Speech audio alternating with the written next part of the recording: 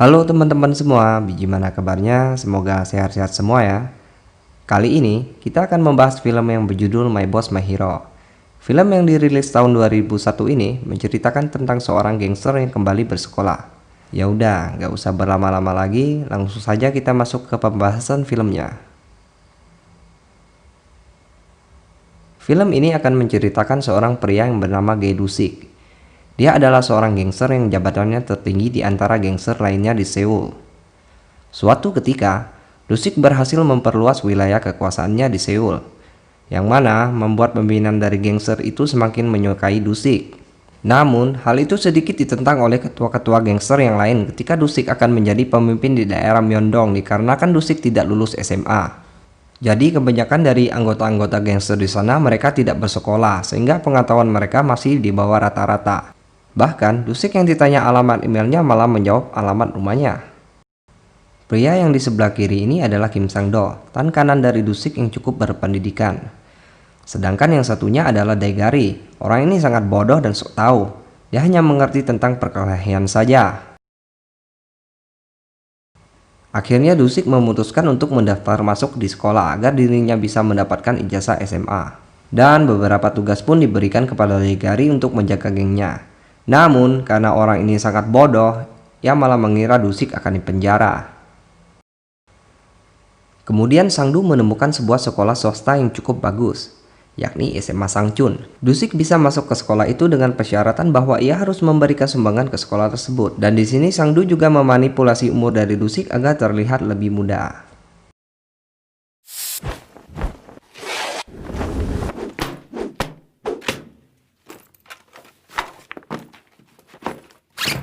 Hari pertama Dusik bersekolah akhirnya tiba. Dia diantar oleh Daegari dan Sang-do. Lalu Dusik meminta diturunkan di pinggir jalan meskipun jarak ke sekolah masih lumayan jauh. Dusik melakukan hal ini supaya ia tidak terlihat mencolok. Namun, tiba-tiba Dusik kebingungan melihat anak-anak yang lain berlarian menuju ke sekolah. Ia pun ikut berlari tanpa mengetahui apa yang sebenarnya terjadi. Tiba-tiba, ia melihat dompet seorang siswi terjatuh dan ia bergegas mengambilnya. Akhirnya, Dusik pun terlambat masuk ke sekolah. Karena terlambat, Dusik dan beberapa siswa lainnya pun dipukul oleh salah satu guru di sana. Daegari yang mengawasi bosnya yang sedang bersekolah itu tidak terima dengan perlakuan guru tersebut. Namun, Sang-do menahannya, karena itu bisa mengacaukan semuanya jika mereka sampai turun tangan. Jam masuk sekolah pun dimulai. Dusik terlihat sangat gugup di hadapan siswa lainnya. Ketika Dusik diminta untuk memperkenalkan dirinya, ia malah menanyakan apakah kalian sudah makan? Jelas saja itu membuat semua siswa lain kebingungan mendengarkan hal itu. Otak udang. Dusik di sekolahnya selalu dibully dan dipalak oleh preman di kelasnya yang bernama Dongpal. Meskipun Dusik sudah terlihat kesal, tapi ia tidak pernah melawan sama sekali. Dusik melakukan semua itu agar ia tidak mendapat banyak masalah di sekolah dan bisa lulus sekolah dengan tepat waktu. Suatu hari, Dusik lupa membawa bekal makan siangnya, sehingga ia meminta Sang-do untuk mengantarkannya. Dan ketika Sang-do mengantarkan makanannya, tanpa sengaja ia bertemu dengan guru yang cantik yang bernama Guru Lee. Sang-do pun langsung jatuh cinta pada pandangan pertama pada guru tersebut dan langsung mengajaknya untuk makan siang. Scene berganti. Terlihat para guru sedang melakukan rapat. Mereka membicarakan masalah keuangan sekolah SMA Sangchun yang sedang bermasalah. Dan juga dikabarkan bahwa divisi urologi mengalami penurunan dari segi pemasukan. Oleh karena itu, semua siswa laki-laki yang belum sunat diminta untuk menggunakan jasa rumah sakit tersebut. Para siswa laki-laki pun melakukan sunatan massal di sekolahnya. Dan ketika giliran Dusik, para dokter pun terkejut melihat burung dari Dusik banyak tindikan ala gangster. Dan terlebih parahnya lagi, para dokter tersebut lupa memberikan obat bius kepada Dusik ketika disunat. Asli parah nih. Keesokan harinya di sekolah, para preman di kelasnya Dusik tidak sengaja melihat keseksian dari Guru Lee. Dan tiba-tiba burung mereka yang sedang cedera pun mengamuk. Ketika di kelas bahasa Inggris, Dusik terlihat telah mengerjakan semua PR-nya dengan benar. Sehingga membuat Guru Lee pun kagum. Padahal PR itu dikerjakan oleh Sang-do. Di sisi lain, kita akan diperlihatkan orang aneh yang selalu merekam kejadian-kejadian aneh di sekolah Sangchun. Tiba-tiba, dia membuka baju dan memperlihatkan burungnya kepada siswa di kelas itu.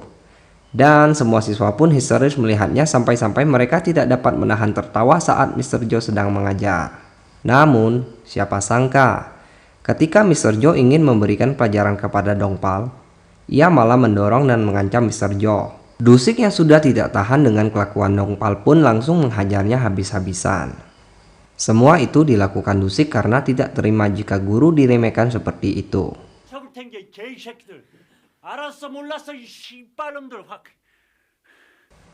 Dari sinilah Dongpal tunduk kepada Dusik. Bahkan ketika mereka berdua sedang asik mengobrol, tiba-tiba datang murid dari sekolah lain yang ingin menghajar Dongpal dikarenakan ia telah mengambil uang mereka. Dusik pun tanpa segan-segan menghajar gerombolan siswa-siswa itu dengan mudah.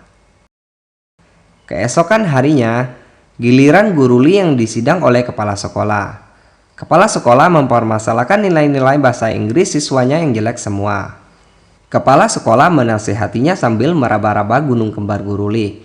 Namun, dengan spontan Guru Li langsung mengundurkan diri dari sekolah itu. Suatu ketika, Daigari menyewa PSK untuk menemani Dusik makan malam. Alangkah kagetnya Dusik ketika melihat salah satu PSK itu adalah Yunju yang merupakan teman sekolahnya. Yunju melakukan hal ini agar bisa mendapatkan uang untuk melanjutkan kuliahnya.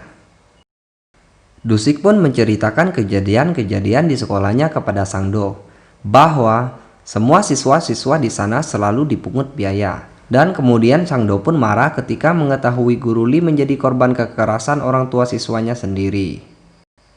Keesokan harinya di sekolah, para siswa mendapat kabar bahwa Mr. Joe akan dikeluarkan dari sekolah itu. Sontak mereka pun sedih mengetahui hal itu. Kemudian para guru-guru berkemas untuk meninggalkan sekolah itu.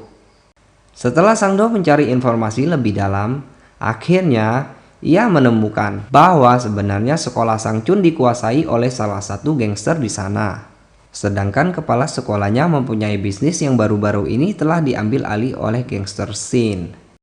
Keadaan semakin memanas ketika ada seseorang mengirimkan email ke beberapa situs di negaranya yang memberitahukan bahwa sekolahnya selalu memungut biaya-biaya setiap bulannya. Dan tiba-tiba, wakil kepala sekolah teringat Yunju yang sedang berada di depan komputer sendirian kemarin di sekolahnya. Sehingga mereka menuduh Yunjulah pelakunya. Dari sinilah, kepala sekolah mendatangi Yunju dan menghajarnya habis-habisan sampai tak berdaya. Di sisi lain, guru-guru yang keluar dari sekolah Sangchun mengatakan kebusukan dari sekolah itu ke media, bahwa mereka lebih memilih mengundurkan diri dari sekolah itu daripada harus memungut biaya yang hanya untuk kepentingan guru itu sendiri. Dan terlebih lagi, para guru itu dipaksa untuk mendongkrak nilai siswanya bukan karena kepintarannya, tapi karena uang. Keesokan harinya, para guru dan siswa yang pro kontra dengan kebijakan sekolah itu berdemo di depan gerbang sekolah.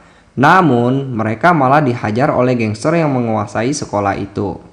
Dusik yang melihatnya sudah tidak tahan lagi meskipun ia sudah hampir lulus. Dusik memutuskan untuk mengambil alih sekolah itu. Dusik pun melawan para gangster itu sendiri dan sialnya, ia hampir tak sadarkan diri setelah mendapat pukulan tepat di kepalanya. Selang beberapa saat, anak buah Dusik pun datang dan terjadilah perkelahian antar geng. Dan akhirnya mereka pun menang dan berhasil mengambil alih sekolah itu. Tetapi, gangster Gangnam tiba-tiba muncul untuk balas dendam. Setelah kejadian perkelahian itu, polisi pun datang lalu Dusik pun ditangkap dan dipenjara atas kejadian ini. Namun, siapa sangka Dusik telah menyelesaikan sekolahnya di dalam penjara dan mendapatkan ijazah kelulusannya. Di akhir cerita, akan memperlihatkan sebuah obrolan bahwa ternyata tamat SMA pun tak cukup untuk menjadi pemimpin atau penguasa. Jadi, Dusik harus lulus sampai perguruan tinggi dan film pun tamat. Pesan moral yang dapat diambil dari film ini adalah, jika kamu ingin menjadi seorang gangster, maka sekolahlah setinggi-tingginya. Oke lah, sampai di sini dulu video kali ini. See you next video dan ciao.